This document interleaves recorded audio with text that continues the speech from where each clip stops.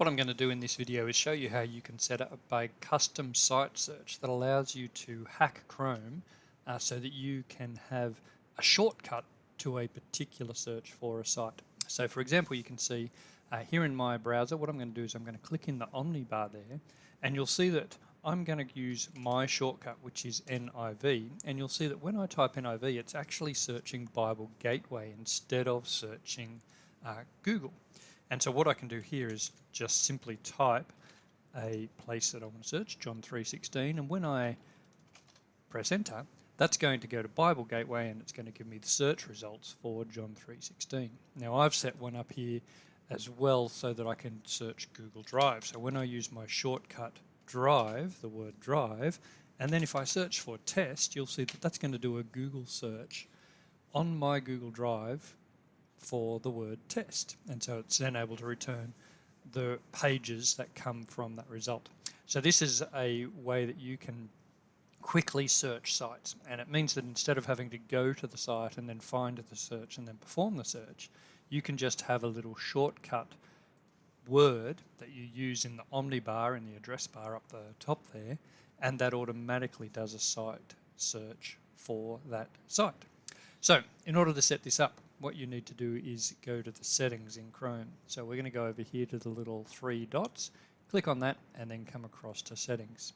Once we're in settings, we're going to change the search engines. So over here on the left-hand side, we choose search engines. You'll see that there's the option here to manage your search engines and site search. We're going to do a site search or create a site search. So we're going to go in there.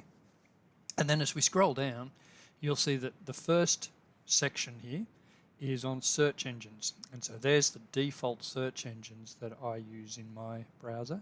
If you keep scrolling down, you'll see there's an option here for site search. So what I'm going to do is I'm going to delete my existing Google Drive search, and I'm going to show you how to recreate it. So I'm just going to go to the three dots and delete that. You'll see that that site search is now gone. Now to create that, what you do is you come back to the tab that's got your search results, because we're going to need the URL. You'll see up the top here that my search term, the word test, is there in the search in the URL. So I'm going to copy that whole URL. Then I'm going to go back to my settings page. Here in the site search, I'm going to choose to add a new site search, and I'm going to say this is a search for Google Drive. So I'm giving there a name. My shortcut is going to be the word drive, and then I'm going to just paste that URL that I copied from the search results. I've got to change it though, because I don't want every time this search runs to search for the word test. So what you do is you delete that word and replace the search word with this, with a %s. So you can see here it says URL with %s in the place of the query. My query term was test, so I replaced the word test with %s. And now I can add that.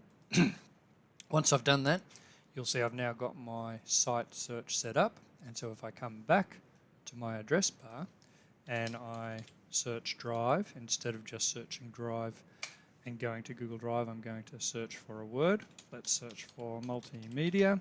And so instead of doing a Google search for the word multimedia, this is going to search my Drive for the word multimedia. And so you can see it's given me all of my results of different things that have got multimedia in. Now I'm going to show you some of the other searches I've set up. So if you go back to settings, go to my search engines, go to manage search engines, and scroll down once again to the site search. I've got a Bible Gateway search set up for the CSB Bible and for the NIV Bible. So if we look at that, let's edit it. You'll see that the search engine is Bible Gateway NIV. My shortcut is NIV, and here's the URL that it's searching for. But that very end of it, you'll see I've replaced the term, the search string, with %s. And so that's now going to search this website, but it's going to replace the %s with whatever I search for in the address bar. So let's try it. There's my NIV. Cancel that. NIV John 3:16. And you'll see it searched for John 3:16 in my query here it's replaced the search term with the thing that I searched for. Hopefully that helps.